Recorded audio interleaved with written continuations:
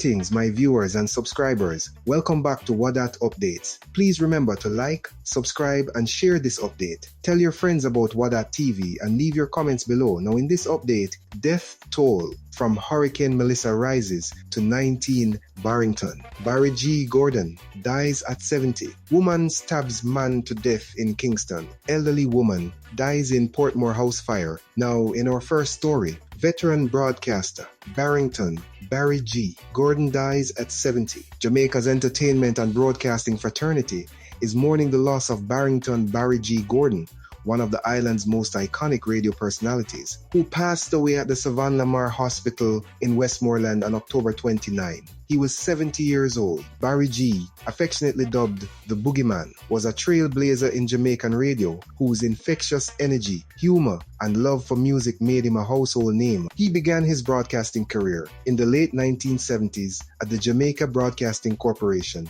JBC, after graduating from Kingston College, quickly rising to prominence as host of popular programs like The Boogie Down Show and the 2 to 6 Supermix. By the 1980s, Barry G. had become Jamaica's #1 disc jockey, known for his versatility and ability to bridge generations through his dynamic presentation style and diverse musical selections. His love for reggae, soul, and pop music earned him a wide and loyal listenership. Barry G's influence also extended beyond the airwaves. He gained international fame for his legendary sound system clashes with British broadcaster David Rodigan, beginning in 1985. Friendly but fiery musical battles that captivated fans across Jamaica, the United Kingdom, the United States, and Japan. After leaving JBC in 1987, Barry G went on to work at Radio Jamaica, Power 106, KLAS FM, and Hot 102, continuing to command audiences with his unmatched charisma. In later years, he found renewed success at Mellow FM in Montego Bay,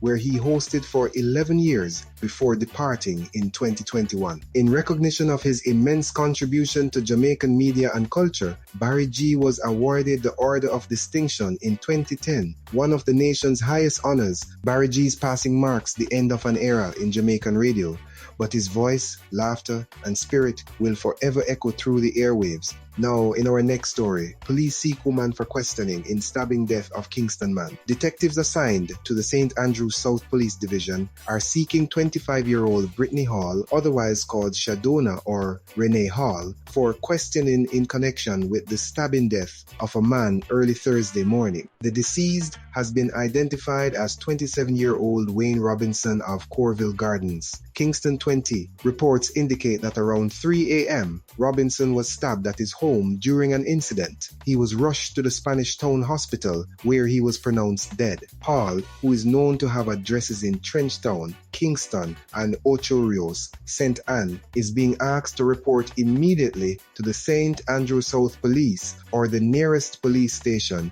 to assist with ongoing investigations. Police are urging anyone with information on her whereabouts to contact the Hunts Bay Police Station, the 119 emergency number, or the nearest police station. Meanwhile, in St. Catherine, elderly woman dies in Portmore house fire. Tragedy struck on Wednesday night when a 73-year-old woman perished in a fire that destroyed her home in Brayton Parkway, Portmore. The deceased has been identified as Sonia Ebanks, a longtime resident of the area. Reports from the Portmore police indicate that around 9:20 p.m., firefighters were alerted to the blaze and responded swiftly to the scene. After battling the flames, they managed to bring the fire under control. During the cooling down operations, Miss Ebanks' body was discovered among the rubble. Investigators from the St. Catherine South Police Division and the Fire Department are probing the circumstances surrounding the fire to determine its cause. Residents of the community have expressed shock and sadness at the loss, describing Ebanks as a kind and quiet woman who had lived in the area for many years. And in our final story,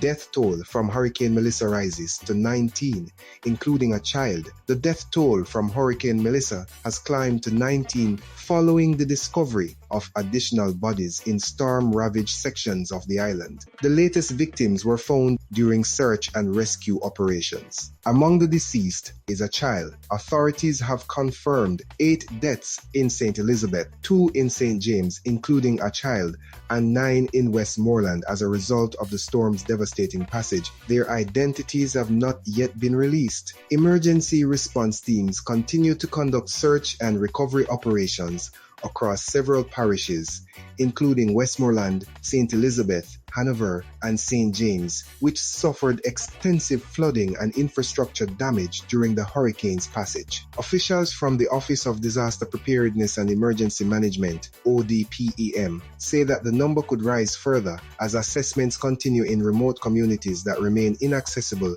due to blocked roads and downed bridges. Prime Minister Andrew Holness has expressed condolences to the families of those who lost their lives, describing the tragedy as a painful reminder of our vulnerability to extreme weather. Meanwhile, efforts are underway to restore electricity, water supply, and telecommunications, with utility crews working around the clock in affected areas. Relief shelters remain open across the island, housing hundreds of displaced residents. The National Works Agency, NWA, and Jamaica Public Service, JPS, have both reported steady progress in clearing debris and repairing damaged infrastructure. Authorities are urging Jamaicans to remain cautious, especially in areas prone to landslides and flooding, as residual rainfall and unstable conditions persist. And that's it for this WHADAT update. Remember to hit the like and share buttons if you haven't done so already. Thanks for watching and stay safe until the next one.